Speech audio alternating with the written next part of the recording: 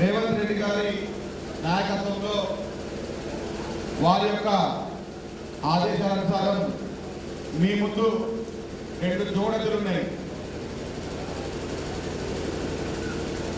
రాష్ట్ర నాయకత్వాన్ని బలపరిచే విధంగా మీకు 2 జోడెద్దులు ఇవ్వడం జరిగింది. ఒకరు పెద్దలు జ్ఞానేశ్వర ముద్రాజు గారు, మరొకరు మీ తమ్ముడు మీ కుటుంబ సభ్యుడు మెట్టు సాయి కుమార్ గారు. నేను ఎప్పుడు ఒక మాట చెప్తున్నాను, రేవంత్ రెడ్డి గారు అనే ముఖ్యమంత్రి గారు లేకపోతే ముదిరాజ్ కార్పొరేషన్ అనే పదాన్ని మీరు ఇవ్వగలవారా? చెప్పండి. ఎవరైనా కానీ మాట ఇచ్చిన నాయకుడిని మీరు చూసారా? ఇచ్చిన మాటని 100కు 100% నెరవేర్చుకునే నాయకుడిని మీరు ఎప్పుడైనా చూసారా? ఎన్నికల ముందు మేము ముదిరాజ్ కార్పొరేషన్ ఏర్పాటు చేస్తామని చెప్పిన తర్వాత దానికి అర్హత గల నాయకుడు, అన్ని వర్గాలను తెచ్చే నాయకుడు, అన్ని కుటుంబాలను నచ్చే నాయకుడు ఎవరైనా ఉన్నారంటే అది బోడ జ్ఞానేశ్వర ముద్రాజు గారు మాత్రమే తప్ప తెలంగాణ రాష్ట్రంలో ఇంకొకరు లేకపోవచ్చు. ఒక 38 సంవత్సరాల పిల్లగాడు కాంగ్రెస్ పార్టీ నాయకుడు జెండా పట్టుకొని పిసిసి అధ్యక్షుడిగా ఆయనతో పాటు మేమిద్దరం కలిసి పనిచేస్తాము. నన్ను రాష్ట్ర మత్స్యశాఖ చైర్మన్ గా, అదేవిధంగా పెద్దలు జ్ఞానేశ్వర్ గారిని మొట్టమొదటి ముదిరాజ్ కార్పొరేషన్ చైర్మన్ గా ఏర్పాటు చేయడం జరిగింది. ఈ నాయకత్వాన్ని బలపరిచే విధంగా నాకు భారతి గారు మాట్లాడారు, మత్స్య కార్మిక సమస్యలుగా మాట్లాడమని చెప్పి మేము ముందే చెప్పాము. ఎవరికైనా కనుమేర కూడా అన్యాయం జరిగినా, ఎవరికైనా చిన్నపాటి ఇబ్బంది అయినా, ఎవరికైనా ఏదైనా ఆపద వచ్చినా మేమిద్దరం ఉన్నాము. అర్ధరాత్రి కానీ అపరాత్రి కానీ ఏ సమయంలో కూడా మమ్మల్ని మీరు పట్టి తప్పుకుంటే కాలం వచ్చి ముందు వాలిపోతాము. మాటలు చెప్పే ముఖ్యమంత్రి కింద మేము పనిచేయలేదు,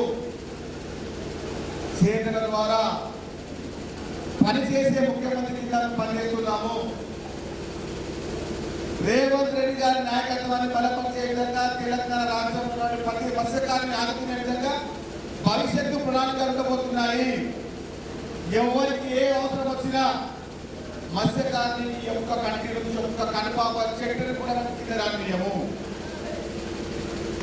మత్స్యకారుని కంటి నుంచి ఒక కనురెప్ప కూడా కింద రానియము. ఎందుకంటే ముఖ్యమంత్రి మత్స్యకార పక్షపాతి కాబట్టి, ముదిరాజుల పక్షపాతి కాబట్టి, గంగముద్దుల పక్షపాతి కాబట్టి, చేపలు పట్టే ప్రతి ఒక్క వ్యక్తి యొక్క పక్షపాతి కాబట్టి, మహిళా పక్షపాతి కాబట్టి, ఎవరు ఎక్కడున్నా మనమందరం ఆయనకు చేతులు వదలు ఉండాలి. ఎన్నో మాట్లాడారు, అది చేస్తామన్నారు, ఇది చేస్తామన్నారు, అది చేస్తామన్నారు, ఇది ఇస్తామన్నారు. నేను చెప్తున్న ఒక మాట, తెలంగాణ రాష్ట్రంలో ఉన్న మత్స్యకారుని ఆదుకునే విధంగా ముఖ్యమంత్రి రేవంత్ రెడ్డి గారు భవిష్యత్తు యొక్క ప్రణాళిక రూపొందిస్తున్నారు. తద్వారా ఏ విధంగా అయితే కళ్ళు మీద సోదరులకు, ఏ విధంగా అయితే చేతులకు ఎట్లా పెన్షన్ వస్తుందో, అదేవిధంగా 50 సంవత్సరాల నిండిన ప్రతి మత్స్యకార కుటుంబానికి పెన్షన్ వచ్చే విధంగా మొట్టమొదటి నిర్ణయించుకోబోతున్నాము. తద్వారా తెలంగాణ రాష్ట్రంలో కళ్ళు కింద కార్మికులకు, అదేవిధంగా చేనేత కార్మికులకు, తద్వారా 3వ పదంగా మత్స్యకార కార్మికులకు కూడా పెన్షన్ వస్తుంది. ఇది నిజం కాబోతుంది కూడా. కళ్ళబొల్లి మాట్లాడి నాయకుడిని పనిచేయడం చూస్తారా? ఎవరైతే మాట్లాడినా పర్లేదు, ఎవరి మంత్రుగా పర్లేదు. అన్న వచ్చిండు, ఇక్కడ నుంచి 70 కిలోమీటర్లు వచ్చి పిలిపిస్తే మేము ఇద్దరం కలిసి మంత్రి గారి ప్రోగ్రాంలో ఉండే, దామోదర రాజకీయ ప్రోగ్రాంలో ఉండే ఒకటే మాట ఇచ్చినాము. ఇప్పుడేమో పట్టణ మత్స్యకార మీటింగ్ ఉంది. 10 మంది వచ్చినా 10 మంది రాకుండా పోలేదు. మేము 20 సంవత్సరం వచ్చినాం. ఇది మనది, మన వ్యవస్థ. కొట్లాడే హక్కు అలాగే లాక్కునే హక్కు కూడా మనకే ఉంది. అధికారులకు చెప్పాము, 9.5 సంవత్సరాలు మీరు పరిమితి మర్చిపోండి. పరకాయ ప్రవేశం మీరు చేయకపోతే మీ ముందున్న రాముడే రేపు రాముడని చెప్పాను. నేను ముందే ఏ ఒక్క డిఎఫ్ఓలు కానీ ఏ ఒక్క అధికారులు కానీ ఇబ్బంది పెట్టినా తక్షణమే మీరు నాకు ఫోన్ చేయొచ్చు. 9 సంవత్సరాలు ఒక లెక్క, ఇప్పుడు ఒక లెక్క. 9.5 సంవత్సరాలు ఏ విధంగా ఇబ్బంది పడిందో అది మర్చిపోండి. లెక్కకు లెక్క తేలుస్తాం. ప్రతి ఒక్క మత్స్యకారునికి బాధలుంటాం. పెద్దలు క్యాన్సర్ గారు ఉన్నారు, ఆర్థిక స్థితిమంతుడు, రాజకీయ స్థితిమంతుడు, అన్ని వర్గాలను ఆదుకునే నాయకుడు, దేశంలో ఉన్నటువంటి అతిపెద్ద కాన్స్టిట్యూన్సీ రాజనగర్ వజ్రాల గని, ఆ గనిని కాపాడిన నాయకుడు క్యాన్సర్ గారు. శంషాబాద్ అన్నీ ఉంది, కోకాపేట అన్నీ ఉంది, గడ్డిపేట అన్నీ ఉంది. అలాంటి నాయకత్వాన్ని కాపాడే నాయకుడు, అలాంటి నాయకత్వాన్ని రక్షించే నాయకుడు ఇప్పుడు ముదిరాజ్ కార్పొరేషన్ చైర్మన్ అంటే అది ముదిరాజ్ అదృష్టంగా భావిస్తున్నారు. 100 రూపాయలు ఏమన్నా 500 రూపాయలు ఇస్తాడు. 100 రూపాయలు అడిగితే అన్న 500 ఇస్తాడు. అలాంటి మంచి గుణం. భోలా శంకరుడు, మీరు నీళ్లు పోసినా అదే వరం, పాలు పోసినా అదే వరం. కాబట్టి ముదిరాజ్ నాయకులకు, ముదిరాజ్ సంఘ సభ్యులకు, మత్స్యకార నాయకులకు, గంగపూర్ సంఘ సభ్యులకు అనమాట, మేమిద్దరం ఉన్నాము. మా దగ్గర అధికారం ఉంది, మా దగ్గర ముఖ్యమంత్రి మా నాయకత్వం పదవి ఉంది. ముఖ్యమంత్రి గారి దగ్గరికి నేరుగా వెళ్ళే చలవ మా ఇద్దరి దగ్గర ఉంది. ఎందుకంటే మా వెనకాల మీరు కాబట్టి. మీరే మా బలం, మీరే మా బలహీనత. ఎక్కడ ఉన్నా మీరు మా పక్కన ఉండండి. ఏ ఆపద వచ్చినా మేము మీ పక్కన ఉంటాం. నాయకత్వానికి బలపరిచే విధంగా మీరు మాకు తోడ్పాటు ఇవ్వండి. హైదరాబాద్ నడిపట్టులో ఉన్నాం. ఏ అవసరం వచ్చినా ఇంటి సమస్య కానీ, కుల సమస్య కానీ, మన పంచాయతీ కానీ, ఏదైనా కానీ మేమున్నాం మీకు. ఈసారి వచ్చే 10 ఏళ్ళు మన ముఖ్యమంత్రి రేవంత్ రెడ్డి గారు అండగా ఉంటాం. ఈ 10 సంవత్సరాలు మనకు కావాల్సిన ప్రతి అవసరాన్ని, ప్రతి అభివృద్ధిని మేమిద్దరము జోడెత్తులుగా మీ బరువుని మేము వస్తాము. మా ముద్దాల పైన పొలం పెద్దగా ఉంది, 2 జోడెత్తులు మంచిగా ఉన్నాయి. ఎంతమంది ఎక్కినా కూడా మోసే తత్వం మాకుంది, బలం మాకుంది, బలహీనత మాకుంది. కాబట్టి ఇక్కడికి వచ్చిన వేదిక దగ్గర ప్రతి ఒక్క మత్స్యకార కుటుంబాలకు, ముద్రా సంఘ నాయకులకు, గంగపూర్ సంఘానికి కూడా పెట్టుకుంటున్నాను. 9.5 సంవత్సరాలు ఒక లెక్క, ఇప్పుడు ఒక లెక్క. మీరు ఎప్పుడు వచ్చినా, ఏ సమయంలో వచ్చినా మేము మీకు తోడుగా ఉంటాం. బాలపాలనలా అని చెప్పండి. 2 జోడెత్తులను పంపించుండు ముఖ్యమంత్రి రేవంత్ రెడ్డి గారు. ఆ జోడెత్తులు చేసే వ్యవసాయాన్ని మీరు చూస్తూనే ఉండండి. మేము ఇబ్బంది పడము. మీరు ఇబ్బంది పెట్టకపోతేనే మేము ఇబ్బంది పడుతుంది. మీరు మమ్మల్ని ఇబ్బంది పెట్టాల్సిందే, మా దగ్గరికి రావాల్సిందే, మాతో పని తీసుకోవాల్సిందే. అది మీ హక్కు, అది మీ అర్హత.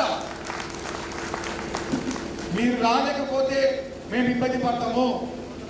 ఎన్నిసార్లు వచ్చినా మా తలుపు తెలిసే ఉన్నాయి. నేను ఎప్పుడు ఎల్లెల బాలకృష్ణ గారిని, గోడెక్కల నరసింహ గారిని, శంకర్ గారిని, సిద్ధేశ్వర్ గారిని, జయమ్మ గారిని మీకు అండదండగా మేమున్నాం. కార్యవర్గ సభ్యులున్నాం.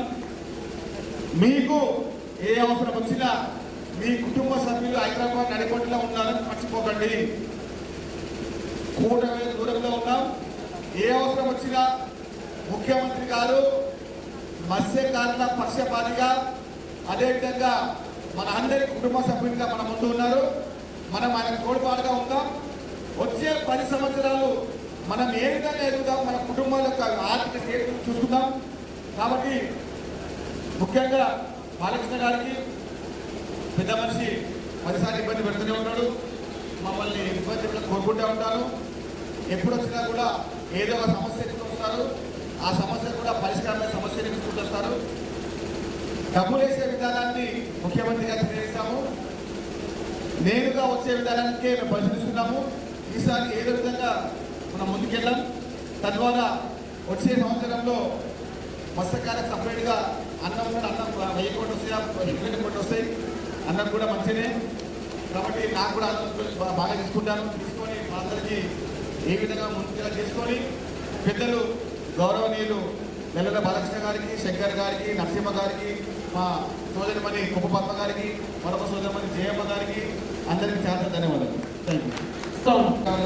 ఎన్కేసియా పెండింగ్లో ఉండే 18,70,00,000 రూపాయలు పెండింగ్లో ఉండే ముఖ్యమంత్రి రేవంత్ రెడ్డి గారి దగ్గరికి ఆ ఫైల్ ఇచ్చిన తక్షణమే ఆయన మంజూరు చేయడం జరిగింది. మనము ఒక 25 1 మంత్ లోపలే వాళ్ళందరికీ సెటిల్మెంట్ జరుగుతుంది. అది ఎందుకంటే చాలాసార్లు చనిపోయిన విధంలో కూడా చాలా ఇబ్బందులు ఏర్పడుతున్నాయి. ఇటీవల కూడా కొన్ని మన క్యాస్ట్ సర్టిఫికేట్ విషయంలో కూడా కొన్ని ఇబ్బందులు చెప్పాము. తక్షణం చెప్పాము, ఎలాంటి నిర్ణయాలు తీసుకోవద్దు. కొన్నిసార్లు అధికారులు అత్యుత్తగా వ్యవహరిస్తున్నారు. మత్స్యకారులను ఇబ్బంది పెట్టి ఏ నిర్ణయం కూడా వాళ్ళు తీసుకున్నా కూడా మేము ఆశ కానివ్వమండి.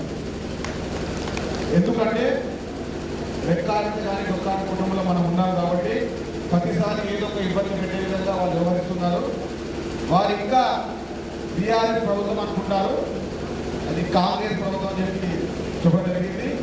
ముఖ్యంగా చాలామంది అధికారులకు ఇంకా చెప్తే ఉన్నాము, ఎవరైనా మీరు పరకాయ ప్రవేశం చేయకపోతే ఇబ్బంది పడతారు, మీరు మారండి. ఇంతకుముందు డబ్బులు తీసుకొని వ్యవహారం చేస్తారు, అది మాకు తెలుసు. ఇప్పటి నుంచి కూడా ఏ ఒక్క మత్స్యకారుని కూడా డబ్బు అడిగే పరిస్థితి లేదు, ఎవరిని ఇబ్బంది పడే పరిస్థితి లేదు. కుల సర్టిఫికేట్ కావాలి, మెంబర్లు కావాలి, చనిపోతే స్పాట్ పత్రం కావాలని ఏముండదు. చనిపోయిన మత్స్యకారుడా కాదా అంతే. చనిపోయిన మత్స్యకారుడా కాదా, అవును, ఇచ్చేసేయాలి. పంచనామా తీసుకురండి, సర్టిఫికేట్ తీసుకురండి, లైసెన్స్ లేదు, ఇవన్నీ చాలా ఇబ్బంది పెట్టారు. ఈసారి నుంచి అవేముండదు. చనిపోయిన వ్యక్తి సహకార సంఘంలో సభ్యుడైతే చాలు. ఆదిలాబాద్ ఉన్నా పర్లేదు, హైదరాబాద్ ఉన్నా పర్లేదు. ధన్యవాదాలు. రంగన్న గారు పిలవగానే మత్స్యకారుల సమస్యల గురించి చేసుకున్న వ్యక్తిగా, ప్రజా సమస్యల గురించి చేసుకున్న వ్యక్తిగా, అందరికీ చేదోడు వాదుడుగా ఉండే ఒక మనిషిగా అందరికీ పరిచయం. ఎప్పుడైనా కూడా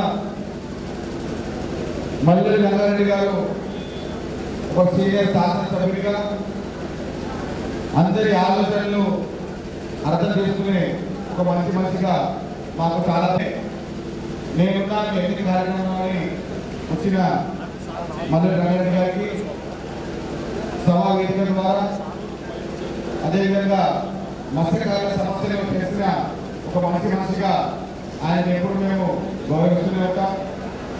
ఎప్పుడైనా కూడా రాష్ట్ర రాజకీయాల్లో మల్లెల రంగారెడ్డి గారి పేరు తెలియని వ్యక్తి లేరు ఉమ్మడి ఆంధ్రప్రదేశ్లో. అది నిజమా కాదా చెప్పండి, నిజమా కాదా? ఎందుకంటే చాలా మంది నాయకులు నేను ఇంతవరకు విన్నాను పూర్తిగా ఆయనని వేదికపైకి మున్సిపల్ కౌన్సిలర్ కావాలని కోరుతున్నాం. ఇంతవరకు రంగారెడ్డి గారిని ఎవరు కూడా రంగారెడ్డి గారిని చూడలేదు, అందరు రంగారాన్ని చూశారు. అంత సీనియర్ నాయకుడు. అది నా అదృష్టం విగ్రహపడిన వారికి. ఎందుకంటే మంత్రులు అయినా కూడా రంగారావు వచ్చినారు తప్ప ఎమ్మెల్యే చూడలేదు. అది ఇబ్రాహిం పెట్టడం ప్రజల యొక్క అద్భుతంగా భావిస్తున్నాను. మంత్రులు వచ్చినా కూడా మండలానికి దిగుతారు, అది రంగలక్ష్మి చెప్పండి. అంటే అలాంటి గౌరవం ఒక మంచి మనిషిగా, ఒక ప్రజల మనిషిగా, ప్రజల యొక్క సమస్యలు అర్థం మనిషిగా ఒక వ్యక్తి 3 సార్లు ఓడిపోతే ప్రజలు వచ్చాడు. కానీ అప్పటి నుంచి ఇప్పటిదాకా 15 సంవత్సరాలు అంటే 14 సంవత్సరాల వనవాసం నుంచి ఇబ్రాహిం పట్ల మొన్ననే బయటపడతాను నమ్ముతున్నాను. 14 సంవత్సరాలు ఇబ్రాహిం పట్ల వనవాసంలో ఉంది. గెలిచిన తర్వాత రాముడి యొక్క వనవాసం ఎక్కడ అయిపోయిందో అట్లా ఇబ్రాహిం పట్ల వనవాసం అయిపోయింది. ఇబ్రాహిం పట్ల అదృష్టంగా భావిస్తున్నాను. అదేవిధంగా అన్నా మీరు రావడం మన అదృష్టం. ఎందుకంటే ముఖ్యమంత్రి గారికి మాట్లాడారు దగ్గర మా సమస్యలను మీ ద్వారా మీరు మా యొక్క కుటుంబ సభ్యులుగా వచ్చారు. ఆ సమస్యలన్నీ మీ ముందు పెట్టాము. మీరు మాకు అండ దండ కొండంత అండ ఉండాలని కోరుకుంటూ ఈ కార్యక్రమానికి నిలవేల బాలకృష్ణ గారు ప్రధాన కార్యదర్శులు, అదేవిధంగా శంకర్ గారు, మన గోరంట్ల నరసింహ గారు, మన జిల్లా అధ్యక్షులు జయమ్మ గారు, మన కొప్పు బాబు గారు, అదేవిధంగా దీనికి సహకరించిన నా మత్స్యకార కుటుంబ సభ్యులు, నా కుల బాంధవులు, కుల కుటుంబ సభ్యులకు ధన్యవాదాలు.